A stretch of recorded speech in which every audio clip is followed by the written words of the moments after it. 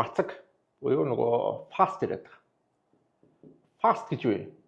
Тийм ээ? Breakfast гэж бид нар мэдэн шүү дээ. Fast гэдэг бол яг манайхан нөгөө шашны маягаар ингээд мацаг гэрээ суучсан. Гэхдээ шинж ухааны ойлголтоор fast буюу breakfast гэдэг юм тийм ээ? Одоо өөрөөр нөгөө юу ан гэсэн үг? Идэхгүй одоо өсгөлэн биш шүү, тийм ээ? Идэхгүй хоол хүнс идээгүй байгаагаа зогсоохыг ерөөхдөө breakfast гэдэг. Fast гэдэг маань ерөөхдөө юу ч идэхгүй байхыг л fast гэж хамгийн энгийн хэлбэр. За тэгээ энэ мацаг fast гэдгийг ер нь бол нөгөө махан сүртэй хоол хүнсний хөвшил гэдэг. Би дэглэм дайет гэж ярих дурггүй. Тэгэхээр яг нөө тийм ээ?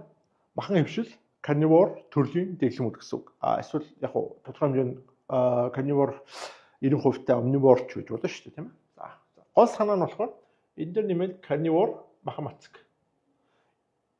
Тэгээ мах мацаг гоё нэлээ махан мацаг болчихж байгаа. За энийг зөв хэрэгжүүлж чадах юм бол чихрийн шижин маш олон төрлийн суур өвчлүүд ходоодны нарийн гисний бүдүүн гисний бактерийн асуудал гэх мэт ер нь бол ингээд тоолоод дуусчихгүй маш олон одоо асуудлыг тийм ээ бүрэн эдгээдгүй махыг шинж тэмдгийг маш сайн дарж тийм ээ үүслийг буулгаж өгдөг. Үнэхээр сайн одоо хүнсний хөвшил гэж хэлж байна. Гэхдээ одоо хэдүүлээ зөвхөн хүнс гэж хараад хаар болохгүй байна. За сахарын өвчин тийм ээ чихрийн шижин гэж юу юм? Энэ сахарын өвчин чихрийн шижин маш буруу ойлгодог. Энэ бол бочин солилцооны гажуудлын зүгээр л нэг хүндэрсэн хэлбэр. Маш олон бочин солилцооны гажуудлууд ялангуяа нойр урчлагатай холбогдлолтой тийм ээ дааврын өөрчлөлтүүд гажууд нийлсээр байгаа.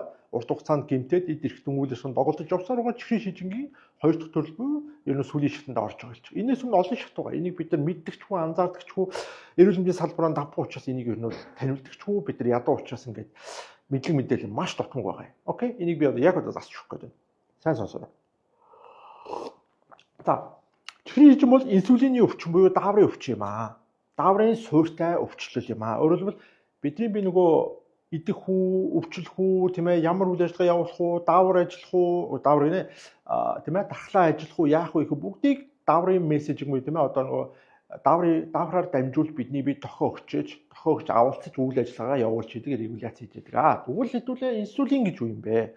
Зөвхөн инсулин биш дээ. Нойр өвчгөө олон дааврыг ялгаруулдаг C-пептид, инсулин тийм ээ, одоо ингээд өөр холбоотой ингээд эрхтнүүдийн үйлдэлд явдаг. За тэр дундаа хамгийн сахартай холбоотой инсулин C-пептид хоёр байхгүй юу? За яг өөр даврууд бас байгаа. Өөр энзимүүд байгаа тийм ээ. Хоол хүнс одоо задлах тийм ээ. Одоо старчуудыг задлах гэдэг олон байгаа. За юу бол яга инсулин гэдэг юм бэ? Тэгэхээр дахиад нэг холбоод нь кортизол байгаа тийм ээ. Стресстэй холбогдож үүсдэг одоо стрессийг дагаж өсдөг эсвэл бид болон сэтгэл стресс үүсгдгээрээ кортизол даавар тийм ээ. Кортизол инсулин хоёрыг нэг нэмэртэй. Хүний бие 50 гаруй төрлийн байнгын үйл ажиллагаа явуулдаг даавар байгаа. Тэр дундаа тархалт чихрийн шижин нойр урчлагатай холбогддог нь хамгийн их холбогддог нь кортизол, инсулин хоёр байх нэ. C-пептидийг ч харах хэрэгтэй л доо. За юу болдог вэ гэх тийм ээ бид нар өсөж төрснөөсөө эхлээд тийм үү. Ялангуяа одоо 20 дугаар 100, 19 20 дугаар 100-аас эхлээд тийм ээ одоо ингээд жил иргэсэн нэмэгдэж байна тийм ээ. Маш их бэлэн хүнс нүүрс ус өндөртэй боловсруулсан хүнсийг ингээд төрснөөс нь эхлээд тийм ээ. За тэгээ зөвхөн тэр шүү дээ маш олон төрлийн хорнууд, зохиомл тоснууд тийм ээ. Синтетик нэмэлтүүд, амтлагчуд бла бла. Яриад байвал өнөөдөр дуусахгүй. Гол санаа нь юу гэхээр хамгийн голд нь байгаа тийм ээ. Синтетик нэмэлт юм уу эсвэл боловсруулсан тийм ээ чихрийн шинг тийм ээ одоо cane sugar тийм ээ тариалангаас авч явдаг энэ сахарын одоо хамгийн сүүл аюултай нь бүр high fructose corn syrup гэдэг ба шүү дээ HCFC буюу тэр маань нөгөө одоо чихрийн шингээс гаргаж авдаг GMO одоо Америк Бразил баг хамгийн их байдаг болчихсон хамгийн аюултай нөгөө бэлэн хүнсний одоо бэлэн импортын чихэр шоколад нь хамгийн том аюул тэр болчиход байгаа нэг талаасаа. За цааш нь за багш нь хадуурдаг шүү. Комментор ингээд хилээд засаад яваа. За багш нь яриад хараа айгүй их яриад өгч. За инсулин юу болдог вэ гэхээр хүний бие инсулин ялгаруулна. Нойр урчлагын инсулин ялгаруулснараа ингэж байгаа. Инсулин байгаа. Нөгөө тал нь болохоор юу байгаа? Глюкагон байгаа. Би нэрийг андуурч юм sorry. Гэхдээ энэ хоёр давраг. Инсулин болохоор сахарыг хүний эд эсн шингээж өгдөг буюу сахарыг буулгаж өгдөг. Сахарын зохицуултыг доош нь шийдэж өгдөг гэсэн үг. Тийм ээ доош нь дарж өгдөг гэсэн үг. Дарах буюу шингээж өгнө. Эд эсвэ хүргэж өгнө, хаана нэгтээ нөөцөлж өгнө, эсвэл таргалж толгож тийм ээ өөх болгож хадгалж өгнө. Нөгөө тал нь болохоор глюкагон болиудаа би багш нь хаяа ингээ мартдгийг шүү. Нөгөө даавар нь болохоор сахарыг өсгдөг даавар байгаа. Өөрөөр регуляц гэхээр сахарын хэмжээг яг нь шингээхгүй өсгдөг, шингээж багасгадаг ингээ үндсэн хоёр даавар байгаа. Эний одоо дарж өгдөг нь инсулин байхгүй. Тийм учраас дарж өгдөг дээр хамгийн ихтэй цөөн тохиолдолд яадаг байх нь инсулин байгаа ч гэсэн инсулин огт ажиллахгүй тохиолдолч байна. Тэр нь яг нөгөө type 1 рүү орчдөг тийм ээ. За бус чимийн төр орчих зөө маш тодорхой энгийн ойлгомжтой юм байна. Тэгэхээр яг инсулин даавар бид нар хоол идэх тутамд амаараа хоолноос оруулах болгонд инсулин даавар ялгарнаа. Ямар хоол байх нь хамаагүй, ямар макро микро идэх ч хамаагүй ходоод ажиллаж байгаа зүгт ялгарнаа. Хоосон ус тийм ээ ямар ч юу тийм нэмэлт бодисгүй дан ус хамаагүй цэвэр тос ч юм уу те. Гэхдээ байгаль дээр цэвэр тос овш шүү дээ. Дан тос ч юм уу те хэрэглүүл яг уу инсулин бараг нөлөөлөхгүй. Гэхдээ өвчтөе хүн, сахартай хүнд тосуусан ч гэсэн инсулин савлна. Яг тэр юу ч идсэн савлдаг болчдөг. Ойлгож байна. Яг тэгвэл инсулин хит өндөр байхгүй юу? Тэр хүмүүс яг өндөр болдог вэ гэхээр ингээд за 0 наснаас төрлөө 5 нас, 10 нас, 20 нас, 30 нас, 40 нас ингээд явах нь шүү дээ нас нь тийм ээ. Тэгээ юу болтгоо? Багтаа мэддэхгүй. За инсулин яах нь болнолыг 4-өөс 6-гийн хооронд ирүүлэхгүй юу? Бас юу адилхан. Сахарын 3 сарын дундамж тийм ээ бас нэг 4-өөс 5.5 ч юм уу энэ хавцаа болон байх хэрэгтэй. 5-д бүр байвал амар супер ирүүл гэсэн. Тэгээ юу болдог байх нь? Нөгөө нэгдэлт нь инсулин ингээ хэвийн явж исэн чинь сахар энэ бол хэвийн. За энэ инсулин энэ сахар шүү заяа. Тэгээ юу болдог вэ? Инсулин ингээд айж өсчихлээ. Энийг мэдэхгүй, шинжилгээ өгөхгүй, дааврыг сонирхгүй, ойлгохгүй, эмчнэр ч энийг хэлэхгүй. Ойлгож байна уу? Даавартай ноцолдог амт маш ховор, тийм ээ. Яг сүүлийн үед бас сайн эмчнэр зөвлөхөд гарч ийн. Сайн байна. Гэтэ хангалтгүй. За ингэж өгсөн яг сахар яадаг вэ? Сахар өөрчлөгдөхгүй. Хэвээрээ. Харж байна уу? Инсулин өсөөлөө сахар мэдэгдэхгүй. 3 сарын дундаж нэг сүртэй өсөхгүй. Ингээд дунджаа нэг 10, 15 багтаа 20 жил яваад сахар савсан. Нөгөө 6 гарan 6 гарan 6 6 7 6 8 хөрөнгөд чихрийн жижин боллоо болохоо байла.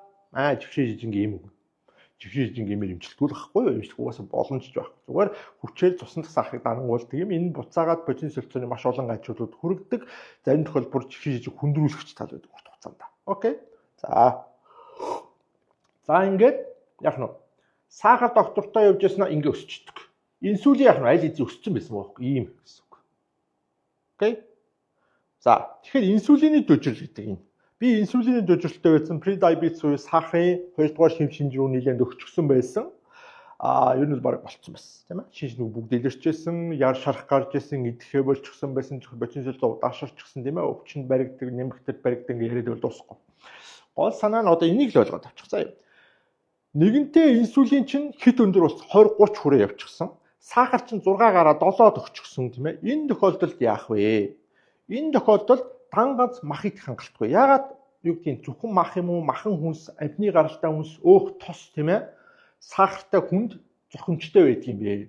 Зөв хоол гэж үздэг юм бэ гэхэд энэс glycemic index буюу одоо монголоор глисемик энэ гэдэг чинь монголоор glycemic index гэдэг юм. Тэр индекс юу тодорхойлоход нүүрс ус агуулсан буюу нүүрс усаас бүтсэн бүх хүнснүүд цусан дахь сахар инсулинийг өсгөдөг. Тэрний сахар өсгөлтийн хэмжээг тийм ээ хэр өндөр хэмжээнд өсгөж ийн гэдгийг нь тийм үү одоо ширээний сахартайг 100 гэж үзээд харьцуулаад гаргацсан байхгүй юу тоолчиж байгаа. Нөгөө талд нь болохоор glycemic load гэж байгаа индекс. Load нь болохоор хэр хүчтэй хэр удаан өсөх гэх юм. Хурдна гэсэн. Нэг нь хурдна, нэг нь хэмжээ. Тийм ээ энэ хоёрыг үзүүлэлтийг ойлгох хэрэгтэй.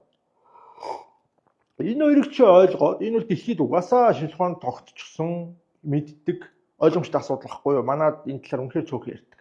Тэгэхээр яг glycemic index, glycemic load, инсулин 3-ыг ойлгочих юм бол чи чихрийн шижин бүрэн ойлгоод өөрийгөө хангалттай аварчна. Ойлгож байна уу?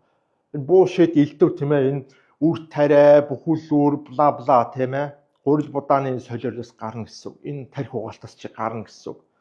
Би яагаад энэ гурил будаа ярьдаг, бүхүүлүүр ярьдаг нөхдүүдэд дургу вэ гэхээр энэ хүмүүс чинь өвчтөе хүмүүс ч маш хэмжээний боловсруулсан нүүрс ус сахар шахдаг байхгүй юу? Тэрийг чихэр шоколадаас илүү гэж бод. Үгүй ихэнхдээ өвчтөе, сахарын өвчтөе, инсулины дөжрөлтэй хүндэрсэн хүмүүс адилхан хор. Окей? Ийм ингэ. Тэр яг хүний бие энэ нүүрс усуудын ихэнхийг нь за фруктозоос бусдын шүү баг дийлэх. За яг нөгөө нэг эслэг бол жоох өөртөө хэлжсэн шүү дээ. Хэрэггүй шингэдэггүй хог. Яг хэрэгтэй болох үе байна л та. Гэхдээ идэхгүй үйлсэн үлзээ. За хадуурах яах тийм ээ. Тэгэхээр яг эслэг бишээ sorry. Тэгэхээр яг махан мацаг махан төрлийн хүүсийг зөв хэрэгэл зөв давтамжтай тийм ээ. Өөх махны одоо энэ харьцааг зөв хэдүүлээ барьж чадах юм бол энэ маш хүчтэй эдгэх хэрэгсэл байхгүй юу? Тэгээд давхар шимт хижээл маш олон үүрэг байгаа тийм. За тэгээ явъя. За одоо энийг харсан баг тийм. Инсулин нэгэн төс. За инсулины төжилтэй байхад бол ер нь ингээд махан мацаг маш энгийнээр ингээд өөрийнхөө хүснээр барихад ер нь бол ингээд хангалттай идэвчнэ. Богино хугацаанд 6 сараас за 3-6 сар цаашлаа 1 жилийн шаардлагатай. Тууштай байж чадах. А хоёрдугаар нэгэнд хүндэрсэн бол хэцүү. Яг тэгэхээр мах чидсэн юу ч идсэн цаахан жөсөөд байдаг инсулин жөсөөд байдаг. Энэ тохиолдолд яах вэ? Ходоодыг амраах хэрэгтэй нөгөө мацгаа илүү их хэрэгтэй. Мацаг талаа илүү байна. Нөгөөх нь дэрсэн мацыг давхар байна. Тэр хагас мацаг intermittent fasting гэдэг тийм ээ. Зөв нийшил واخгүй. 24 цаг дотор хэдэн цагийг идэж хэдэн цаг нь амрах вэ гэсэн. Амрах гэдэг нь юу гэхэл хамгийн гол амрааж байгаа юм ходоод. Тийм ээ? Ходоод. Ходоодыг амраана. Ходоодоор дамжиж бүх дааврууд тийм ээ өдөөгдөж байгаа. Ялангуяа энэ дотор эд эрхтэндээ холбоотой даавар тэр тусмаа нойр булчирхын дааврууд өдөөгдөж ажиллаж байгаа. Тэгэхээр яг нойр булчирхаагаа бага ажиллуулах нэ. Хол зайтай ажиллуулна. Явандаа чаддаг сураад болсон цагт яах нь урт хугацааны 3-7 хоногийн мацаг гин. Бүр үнэхээр агсын төвшөнд 2-7 хоног сарын мацаг гэдэг хүмүүс байна. Гэхдээ энэ бол нэг шаардлагагүй. Ойлгож байна. Явандаа идэх шатнд ирэх байхгүй. Эхэндээ яах нь мах өөх тийм ээ шимт хижээлээ яг байгалийн шимт хижээлээ цусан дах сахарыг өсгөдгүү доктортой байлгадаг хүмүүсүүдийг түлхүү зөв харьцаатай хэрэглээд сурангуудаа ялангуяа чихний хижиг хүндэрсэн хүмүүс нөгөө үзүүлэлтэн сайжрахгүй үр дүн хангалттай гарахгүй тийм ээ адилхан байгаад явал яг гэхдээ адилхан биш шүү дээ. Цаана үр дүн гарч байгаа бие эргэтэн систем чинь тэр чигээр эрүүлж байгаа. Ойлгож байна уу? Гэхдээ ядаж хороо бага орж байгаа. Хороо асчна гэдэг чинь нэгдүгээр амартай болгож догс байхгүй юу? Гэхдээ хангалтгүй зарим хүнд. Тийм ээ? Ялангуяа хүндэрсэн тохиолдол гэсэн үг шүү дээ.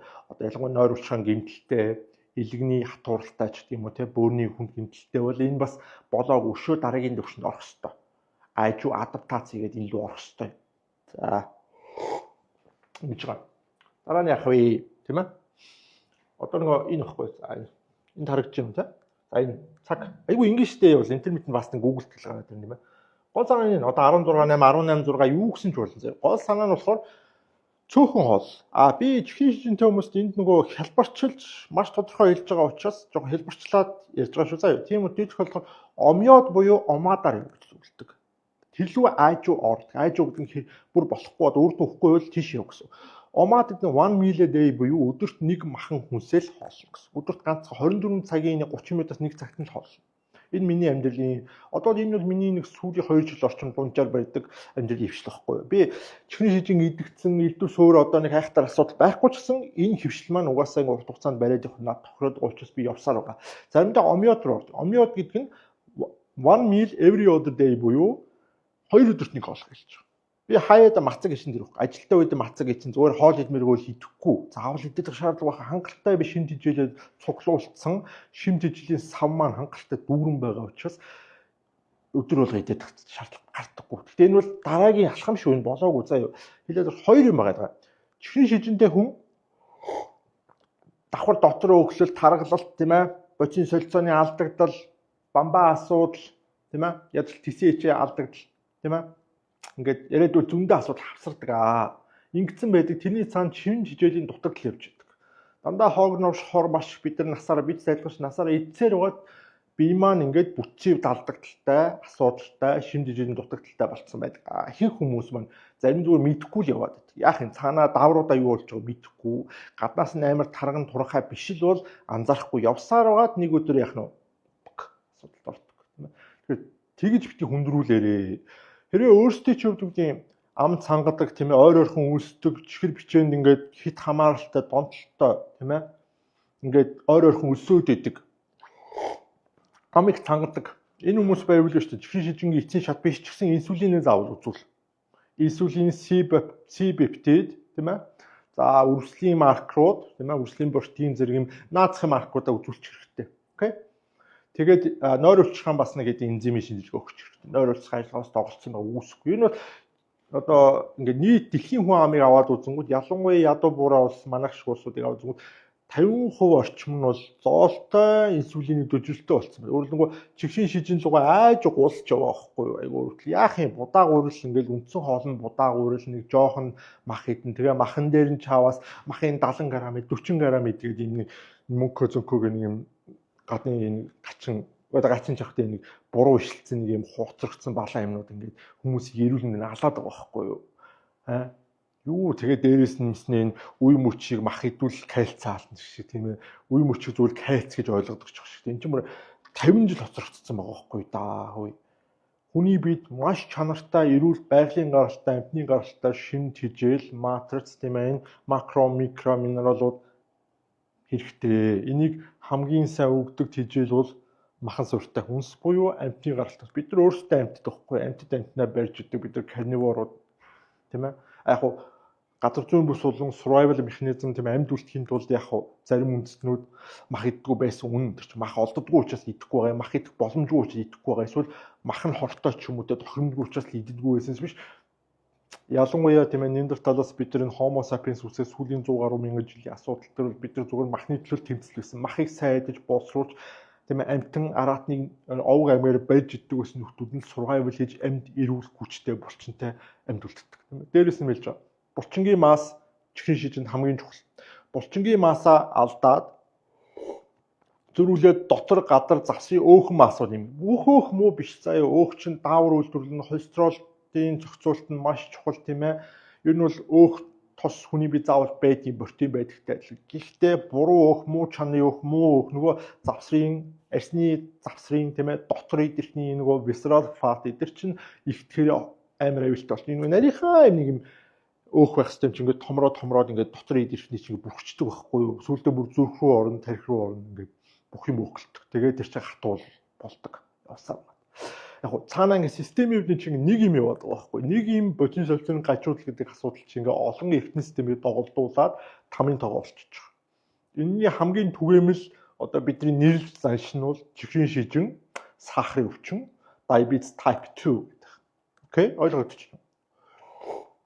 Тэгэхээр яг эсрэгээр нь явна гэсэн. Бид нар маш олон жил тийм ээ ингээд энэ муу элдв нүүрс ус бэлэн бүтээгдэхүүн хэрэглэж тийм ээ. Тэгээ ялангуяа үр тариаг тийм ээ бүр хитэх хэрэгсэн. Яг үр тариа хэрэглэх болгоомж ч юм уу бэлэн хүнс идэх болгоомж чихрийн шижин юм уу сахар өвчин болохгүй байхгүй. Энэ чинь хэмжээ давтамж тухайн хүний гений онцлог биеийн бүтэц нөлөөлж байгаа. Тэгэхээр наад чиг өндөр 180 эдтэй тийм ээ 100 гаруй килограмм чинтэй ийм нөхөр яах нь маш их протеинтэй булчингийн мас сайтай бол чихрийн шижин эцсийн шатанд орохгүй их удна. Ойлгож байна уу? Тэр нь чи нэг тусахгүй гэсэн үг шүү. Зүгээр зарцуулах цаг хугацаа хэрэглэх хорны чи хэмжээ л өөр. Окей, энэ давтамж хэмжээ хүн болгонд л өөр байдаг. Миний хувьд тэр нь бол аз уулж би нөгөө биеийн бүт сайтай байсан үнэлтээ бол аврагдсан, эрт аврагдсан байгаа байхгүй эрт ойлгосон байна. Харамсалтай нь бүр багасаа юу гэдэг асуудалд орж байгаа хүмүүс ч байна. Насны бөхсөнд асуудалд орж байгаа хүмүүс ч юм тийм үү? За эргээд асуудалд орё. Багш нь хадуурд шүү. Комментээр сайн хэлээд өгнө. За асуулт нь жоохон энийгээ дуусгачаад хариулъя. За асуулт нь. За тэгэхээр яг нь хэдүүлээ яг эсрэгээр нь явнаа. Яг нь сахарыг бууруулахтаа биш, инсулинийг бууруулахтаа байхгүй. Инсулинийг бууруулна ходоодыг амраа, нойр өвчхийг амраа хүний эд эрхтэн систем фастинг горим тэгээ ялгаа автофаг явагдах хэвээр кетоноор хийжих хэвээр яг энэ ингээд ярил зөндөө юм байгаа нэг хичээл орж ий тийм чи 30 цагийн хичээл орж ий ингээд бүрэн ойлголдог юм байхгүй юу онлайн групп энэ төр эсвэл ингээд коучор ингээд 50 цаг явж 2 сар сургадаг юм байхгүй юу хүний эд эрхтэн системийн ойлголт өгөхийн тулд тийм ээ бидэнд угаасаа зөв ойлголт байхгүй маш буруу яваад. За тэгээд буцаахын тулд сая ялж та махан мацгаа зөв хийнэ. Мацаг гэдгээ мартаж болохгүй. Зүгээр л өдөр шөнөгүй мах идээд гэсэн үг рүү цаг болгон мах идээд гэсэн үг биш. Чиний би муу өвчин систем чи муу өөх тосоо шингээж чаддгүй ийм үү байгаа бол мацгийг илүү түлхүү хийнэ. Гэхдээ энэ хоёрын балансыг яах нь их зөв байх хэрэгтэй. Хитэх мацаг хийвэл би чинь муудаад ядраад бүр эсэлт бас орно. Тийм ээ? Яг нь булчингаа задлж хіднэ. Би бичижсэн шүү дээ постор тийм ээ. Мацгийг хэтрүүлбэл би хит бие муутай хүн, булчингийн мас муутай хүн ялангуяа өөхөн идэггүй юм шүү. За юу. зарцуулах, задлах, өөхөн эд завсрын өөх чам байх хэвээр. Энд чинь ирүүлэх. Одоо намаа ингээл энд нэг жоохон би надад энэ байдаг байхгүй. Энд чинь байх хэвээр. Чи хайрын юу мөгөд туслаад тэр мартгал юм. Гол санаа болохоор бидэрт угаасаа юм өөх идүү цаанаас байгаа юм. Энийг хит хасаад хэрэггүй. Хэрэг болдгийг мацаг байхад чамд өөх хэрэгтэй. Тэгэхээр 2-3 хоногийн мацыг даахын тулд чамд тодорхой хэмжээний өөх ид байх хэрэгтэй байхгүй.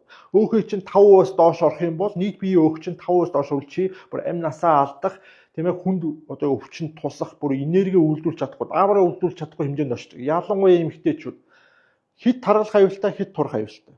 Аль нь өвчин хор. Окей. За цаашаа ярив. За ингээ хавдуураад байвал багш нь хавдуураад шуучлаа. За ярих юм их байдаг болохоор.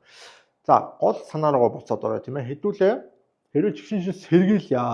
Инсулин төжилд ормооргүй байна гэж байгаа бол ойлгомжтой нүүрс усныхаа хэмжээг маш сайн анзаар нүүрс ус хор гэдгийг ойлго. Ялангуяа боловсруулсан нүүрс ус бол давтамж хэмжээнээс хамаарат хизээ нэгэн цаг чи төлбөрөө төлнө. Би чинь ингээд маш том асуудал уннаа. Тэр нь зүгээр цаг хугацааны асуудал. Ааж үүсэж байгаа юм. Яг л жигшин шижин нэг өдөр бий болдготой адилхан инсулин төжил нэг удаа бий болохгүй, нойр улчгаа чинь нэг өдөр хавдар болчихгүй. Энэ урт хугацааны процесс юм аа. Энэ процессыг ойлгох хэрэгтэй байна. Тэгээ зогсоох хэрэгтэй байна. Урьдчилан сэргийлэх. За яг хүндэрсэн гэж бодъё л та тийм ээ. Бүр ингээ хавдар болцсон ч байлаа заяа. Хавдар болсон байна уу тийм ээ. Ингээд хатуурал болсон байна уу? Өөхлөлт нь хитэрсэн байна уу тийм ээ. Нойр улчхаа инсулин бүр хит өндөр хит их ялгараад ингээ буухаа болчихж шít. Энэ тохиолдолд хичнээн хүндэрсэн байж бүрэн идэхгүй байж болно. Гэхдээ амьдрах хугацааг чинь уртсах нь нүүрс усны хороо оройтсон ч гэсэн хас чадвал чиний амьдралын чанар амьдрах хугацаа чинь нэмэгдэнэ. Энэ бол баттай. Хавдар уртл глюкоз сахараар тэжээгддэг шүү дээ. Энийг нотлцсон шүү дээ. Тийм ээ.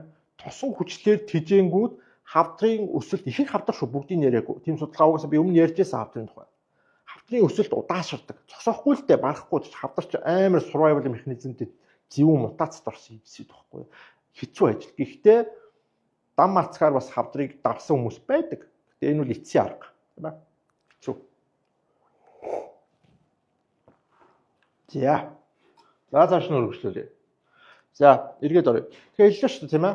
Хэрвээ карниворыг тийм ээ судлаад үзээд сургалтын сугаад ингээд зөв хийсэн ч гэсэн болохгүй байвал мацгаа буруу хийгээд байна гэсэн үг хийх болтол. Тийм ээ. Тэгэхээр хагас мацыг бол тогтмол хийж сурах нь байна. 16.8 нь 18.6 нь болохгүй бол 24, 22, 2 тэгээд сүүлд нь омьёод болоод бүр болохгүй 2 хоногт нэг идлээ сард 3-7 хоногийн мацаг хийлээ. Энэ хэмжээнд очиход бол үр дүн гарч л таарна. Ойлгож байна уу? Хотоодыг амраагаад инсулин даврыг тийм ээ хүчээр ялгаруулахгүй давтамж нь буураад ирэхээр хавдарлуулчаагүй бол хатуурлуулчаагүй бол тийм ээ реверс буюу тийм ээ шинж тэмдэг нь буураад идэвхлийн шат руу орох л ёстой.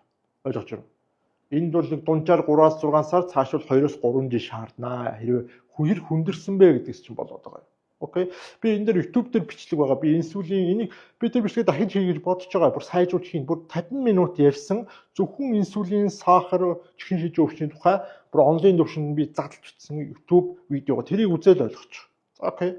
YouTube дээр байгаа бол багш гэд ороод үзээрэй заяа. За одоо багш нь энэ бол үндсэн санаагаа ярьчлаа. Гэхдээ хүн болгоны бие одоо физиолог, гэмтлийн төвшин, суур өвчл өөр байхгүй юу? Хүн болгоно 80 кг-ын наачийг өөрөө судлах хасч чадахгүй. Тийм учраас би энэ сургалтуудыг гадаад аяллыг тийм ээ вакуум сургалтуудыг хийгээд байгаа. Ой sorry.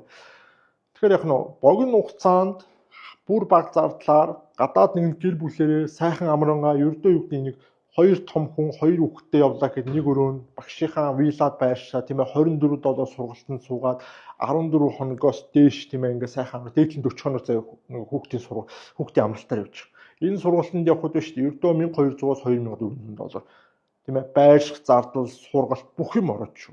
За яг хоолом жижиг сажиг зардал онгоцны зардал бол тусдаа тэрийг бол тусдаа шийдэх ёстой. Тийм ээ маш бага зардлаар ингээ богино хугацаанд вакуумжаад суур өвчлөлийн асуудлуудаа тийм ээ цэг хатгаж болж байна. Ядаж явах энэ толгойдоо тийм ээ ингээ бүр тулт нь ойлгоод авч болж байгаа. Нөгөө тал нь болохоор үнэхээр боломжгүй хүмүүс бол ядаж онлайн сургалтанд суугаарэ. Чөмөг 30 гээд суур энэ саний ярьсан бүх хоол хүнс даавар тийм ээ энэ эрүүл явахад ямар хөвшил барих ёстой юм бэ? Хоол нойр дааврын асуудлыг нэлээд дэлгэнгүй ярьж байгаа. Араас нь махан мацаг давхар орж байгаа юм онлайн сургалт гэдэг чинь. Эрүүл Монгол хүн гэдэг тийм өчтөхгүй чүмэг 30-аар суурийн тавилаа, махан мацгаараа хэвшлийг нь шийдлээ, хоол хүнсийг нь ерөн шийдлээ, мацгийг зааж өглөө, онлын давхар орлоо, дээрэс нь энэ саяны ярьсан энэ суур өвчнүүдийг тус бүртэн задалж багш нь видео хичээл болгож тавина. 7 хоног болгон лайв асуулт хариулт явнаа. Окей. За тэгээд онлайн хичээл үзмээр байвал өнөөдөр 49 мянган сүүлийн хямдрал болж байгаа. Тэрэнд амжихыг хичээгээрээ ормоор байвал хоёрдугаарт нь болохоор нэг өнцгөн 99 мянга байхгүй. Гадаад аялал сургалт бол багш нь одоо 12 сарын 13-нд явна. Бүх бэлтгэл хангагдчихсан. Вьетнамын Мунг Тау гээд далайн иргэн гоё дулаахан хот байгаа. Хүн багтай, тайван орчин. Багш нь 3 давхар том вилла ингээд төлөөд авчихсан. Шамнараа одоо эхнээс нь аваад явна. Очиж сайхан эрхлүүлнэ, гэр бүлээр нь сайхан эрүүл хөвшилтэй болгоно, сургана, тийм ээ. Хамгийн гол нь эрүүл агаар нар, эрүүл хүнсээр тэнд гэр бүлээр сайхан эрүүлжүүлэх зорилготой. За одоо энэ бол үндсэн өнөөдрийн ярих сэдв дуслаа. Энэ сэдв бол нэг ниш сэдв, тийм ээ. Тэгтээ яг хэрэгтэй үндэ хэрэгтэй байх. Багш нас хаяа ингээд олон үзэхгүй ч гэсэн зүгээр ингээд шаниртаа зориулаад ийм видеонууд хийдэг лайваар. За тэгээ сургалтаа хараарай. За комментээр нэг ганц хоёрхан коммент үлчээд тэгээд дуусгая. За өнөөдөр амралтын өдөр болохоор нэг сунжуулаад явах. За омега 3 цэвэр тос мөн үү? Омега 3 чинь тосон хүчил واخгүй юу? Одоо ээлээ хоёрын дор ээлээ дэч хөвлөө тийм ээ. Ямар их сурвалжаас авч байгаа. Хүнд угаасаа бүр маш олон төрлийн тосон хүчлийг хөө эргэлжүүлдэг, зарим нь хоруулдаг, зарим нь ихтүүл асуудалтай, зарим нь зайлшгүй шаардлагатай тийм ээ. Тэрний дотор яг омега 6, 7, 9 ингээд аюул олон омеганууд байдаг. Зүгээр тосон хүчлүүд байхгүй юу? Энэ тэгэхээр энийг дангаараа гэдэг ойлголт байхгүй, цэвэр тос биш. Ер нь бол тоснд агуулгадаг хүчил гэж ойлгох хэрэгтэй байна. Заа. Гэхдээ тосноос авдаг тийм ээ. Тос хөөхнөөс авдаг. За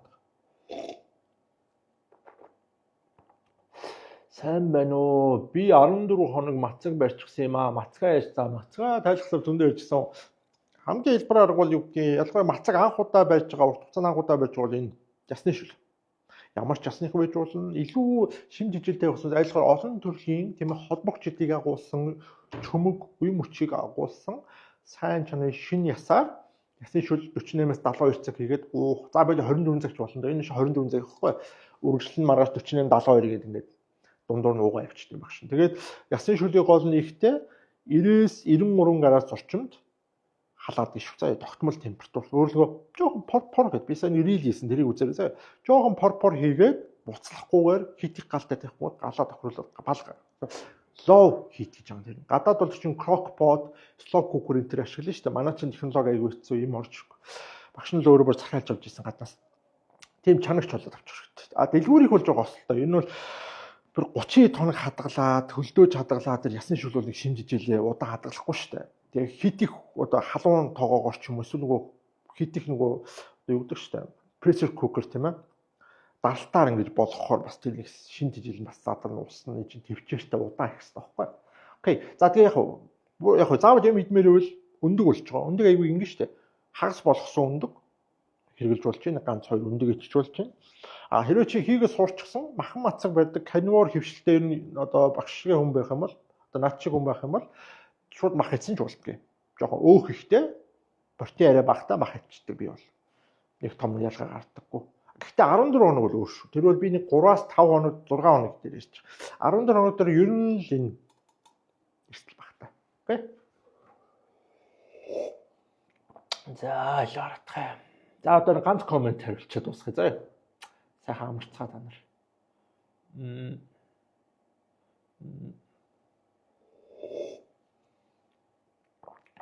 Өдөр хоол идээд маргааш хүртэл хоол идэхгүй явбал шин жижилийн дутагдалд орох уу. За одоо ингээд наа чи зүг асууж байна. Хизээ хоол идэхтэй биш. Ойлгож байна уу? Олон дахин идэх цөө идэхтэй биш байхгүй. Юу идэж байгаа чинь шин жижилийн нэгтаршил өндөртөө буюу калори биш заа. Калори бол яг хөө чинь нэг тэр бол айгүй муу юм ч үү. Шин жижил буюу ялангуяа макронууд тийм ээ. Өөх тус сайн төрлийн хансан өөх тосны хүчлүүд нөгөө талд нь яг сайн чанарын махан суурьтай, амтны гаралтай протеинуудыг чи шинээр нь чанартай хэрэглэж чинь давхар Б-ийн витаминууд, Д-ийн витаминууд нөгөө А, Д, К тийм ээ.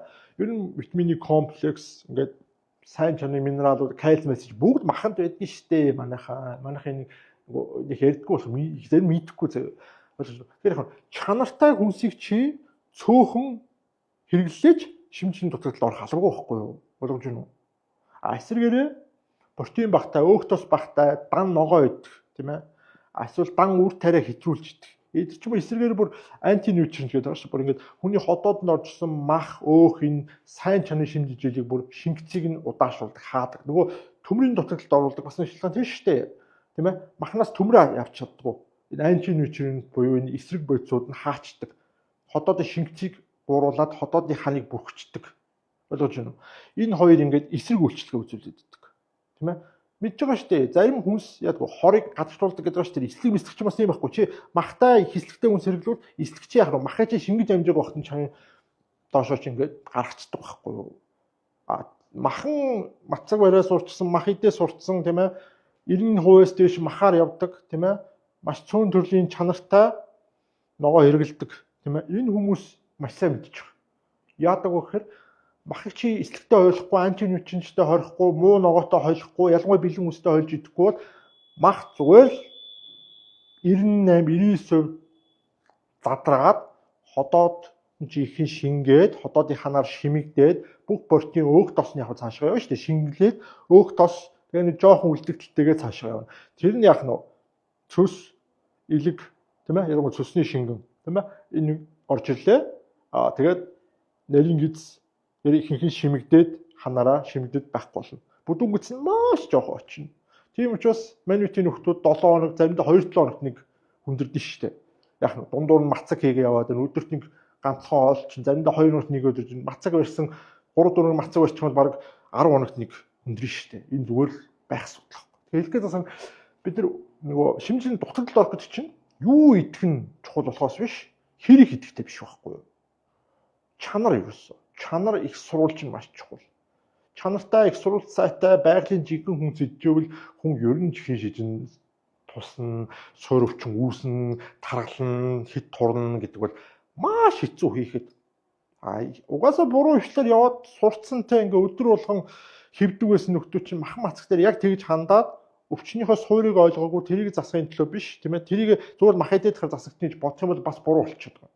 Хөвшилчин зөв, мацагчин зөв, махчин зөв байж аль хурдан хурдан хугацаанд би чинь эрүүлжин засагдаж автофаг хийгдэх нэ. Чиний бие өөх тос маханда яг нь адаптац хийгээд дасан зохицох нэ гэсэн үг. За хадуураад яг ер нь дуусгая. Гол санаудыг хэлчихлээ. Гэрэлээр ихтэй дээ. Ясны шил уугаад харалт. Нүүр мөр янзын үст. За. Окей. За дуусглаа шүү манайха өөр коммент байхгүй шүү тийм үү? Өнөөдөр амарч байгаа хөө хүмүүсийг амраа. За бай. Хэлсэн шүү 49 мянган одоо бүртгэл өнөөдөр дуусж байгаа шүү. 99 мянга болоо шүү. Тэгээд хамгийн гол нь 12 сарын 13-нд багш нь ингээд явах нь гэр бүлэрээ явна. Тэгээ ялангуяа бага насны хүүхдээ 5-аас 7, 8 насны хүүхдээ гэр бүлээ үйл багш нь бүр хямдруулж өгч болно шүү. Ялангуяа 12 сарын 15, 6-ны үед эхний одоо ээлж ирсэн үг шүү дээ. Явах бага ангийн хүүхдүүд байвал хүүхдүүдтэй айл гэр бүлээр явах чийл багшнаас аюу гой нөхцлөөр аюу гой боломжийн үнээр тийм ээ. Ер нь бол ямар ч биш аялын камераас бүр 30-40% хэмд явж байгаа заяа. Нийт зарлын тооцсон ч хүмүүс бүр гайхчихлээ. Үнэхээр юмтхан байгаа заяа. 4 хүн бүтэн сар явах чинь дорож 20 сая болдог бол багшийнх нь явж байгаа нэг сургалт мургалт ингээ бүх юм ороод 20 сая өрөхгүй. 16-7 сая болж ирсэн онгоцын ч зөвшөө юмтхан шийдэж болж байгаа шүү дээ. Тийм ээ. Тэгэхээр энийг сериосээ сонирхоод үзээрэй. Ялангуяа би хүүдээ нөгөө хань татах гэдэг шүү заяа. Тэгэхээр яг хав байгаа ч гэсэн эхний ялгаа 15-16-ны үед ер нь бол жоохон бага насны хүүхдүүд байвал багш нь айгу дуртай хүлээж авна. За энэ ямар ч гэр бүл байж болно, ганцаараа ч явж болно. Миний хуучин шавнар найз нөхдүүд бас ингээд сургалтаа аваад өрөөгөө аваад энэ бас явж байгаа. Тийм ээ. Ингээд тун цөөхөн гэр бүл явж байгаа. За тэгээд асуух юм байвал саясаж гадаад аяз сургалт бол комментэр 3, чатаар 3, онлайн сургалт бол коммент 1, чат 1 гэдээ ороод мэдээлэл аваа. За яа. За бай. Сайхан амраарай.